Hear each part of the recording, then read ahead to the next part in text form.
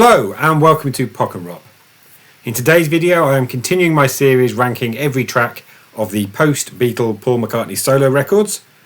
I've done all the way through from McCartney to Tug of War, which means I have now reached 1983's Pipes of Peace.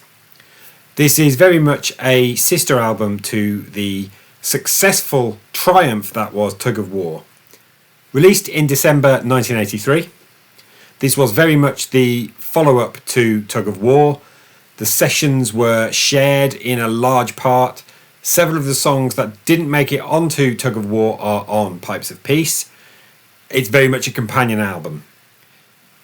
Before I rank the 11 tracks, I just remind you to like the video, hit the subscribe button and the bell to receive notifications of future content, and let's go in with my ranking at number 11, Tug of Peace. More than any other, this is the track that links directly to Tug of War. It's got some interpolations of the title track of Tug of War, similarity in certain lyrics, and it's awful. It just reminds you what a triumph Tug of War was, and there was talk at one point apparently Tug of War might have been a double album, and this would have probably been part of that. It's better that Tug of War stands alone and Pipes of Peace follows it up. Tug of Peace it's pretty poor. At number 10, I have put the almost instrumental Hey Hey. I like the vibe on the record. I really quite enjoy the bass playing, but it's utterly inconsequential. It's almost the definition of album filler. It's not a bad instrumental, but it's by nowhere near the level of something like Hot as Sun or Frozen Jap from McCartney 2. It's not terrible, it's just not good. Hey Hey at number 10. At number 9 is a track that I used to rank really highly, possibly even my second favourite on the record, and it's The Man. This is the second collaboration with Michael Jackson.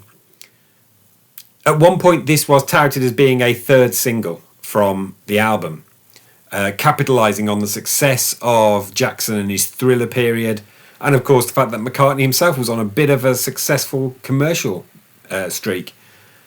But I'm glad it stayed on the album and didn't become a single, because I think it's not representative of either artist particularly well.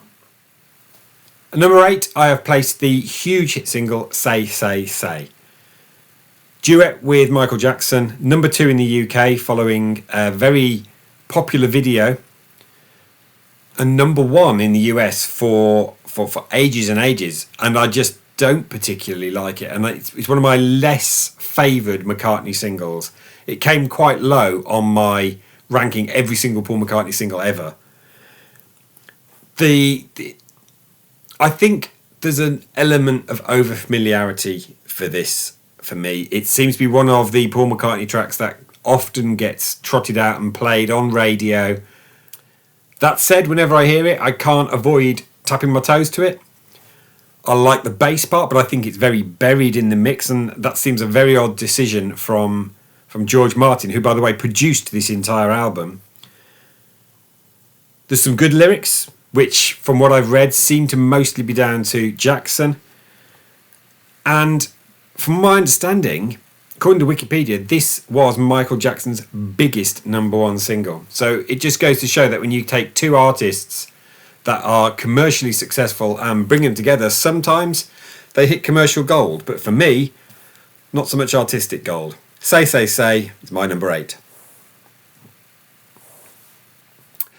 And number 7 is a song that I have ragged upon so much for one particular line. It is The Other Me.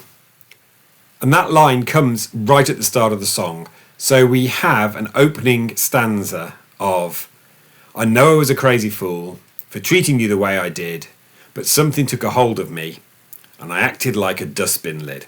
Now that line, that particular dustbin lid line, I've had problems with ever since I first heard the song. Melodically, I think it's brilliant. The rest of the lyrics are really coherent.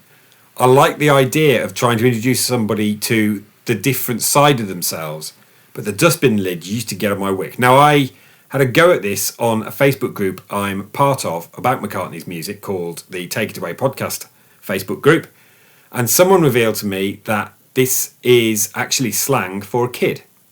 And it's also used in a song called Liverpool Lil, which you can find a version of by Cilla Black. And so Paul was deliberately using this. He wasn't just sloppily writing. There's a reason behind the dustbin lid line. Once I get round that, I think the song is great and I really enjoy it. The other thing that perhaps tumbles it down the list a little is the production seems muddy and very un-George Martin-like. And I wonder if this was a demo that Paul provided and they just cleaned it up a bit and put the demo on the record. I don't think we'll ever know that because I don't think there's any indications in the archive collection. But at number 7, The Other Me. Number 6 is a track that was rehearsed by Wings, It's Average Person. Now I included this on my Wings on High Fantasy 8th Wings album. It's typical Paul whimsy, that pizza and fairy tales he's known for. It's fun, musically interesting, a great bass line on it.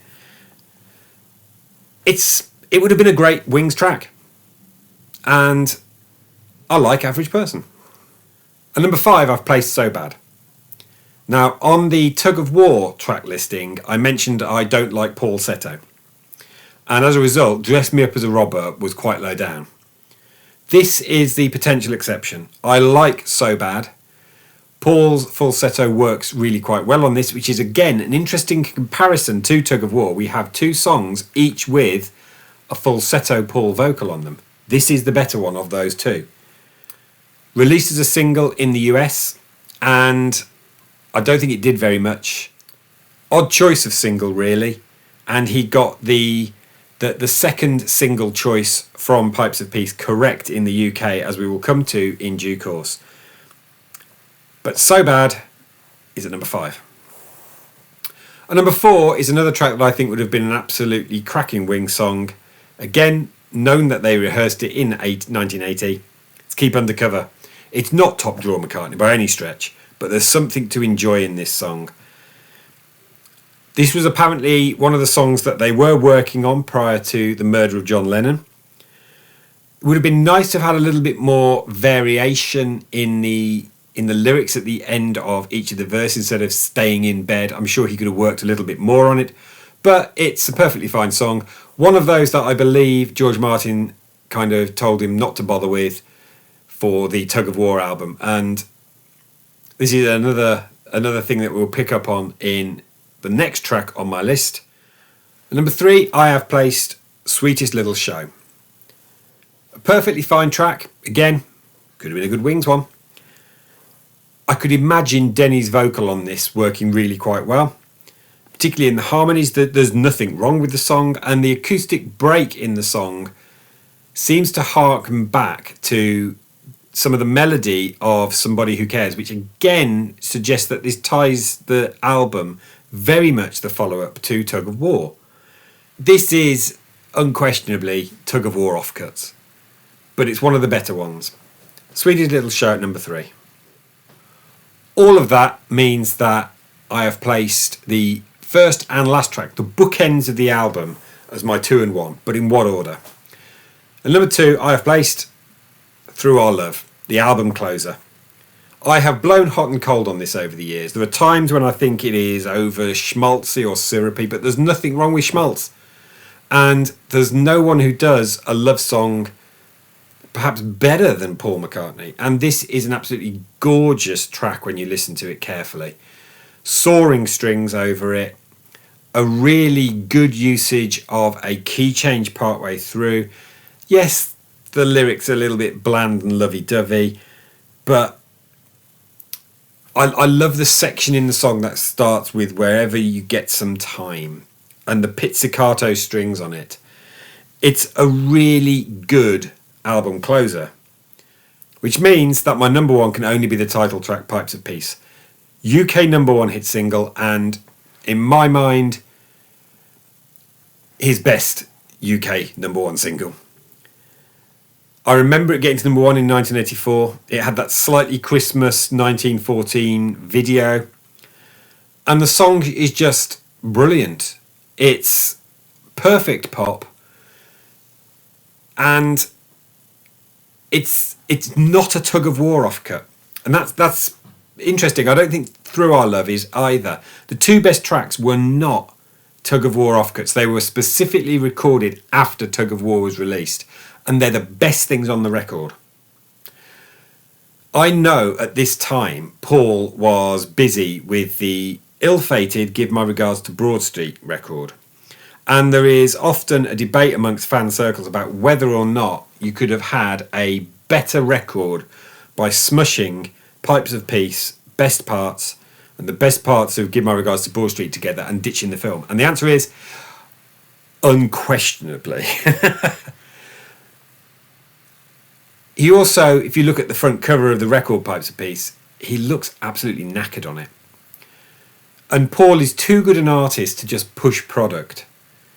And unfortunately, there's stuff on this album that should have stayed on the cutting room floor. There's half a good album. A couple of decent collaborations with Michael Jackson that would have made a good single together. And then there's half a good album in Give My Regards to Broad Street, which, by the way, spoilers, is the next one in this series. So, that's my ranking of the 11 tracks of Pipes of Peace. It is a bumpy journey when you listen to it. But when I want to listen to a piece of Paul McCartney fluff that I don't have to tax my brain at all on, Pipes of Peace is one of those that I might just reach for. That concludes this week's video. Thank you for watching. I just remind you to like, subscribe, and hit the bell to receive notifications, and I'll see you in a week.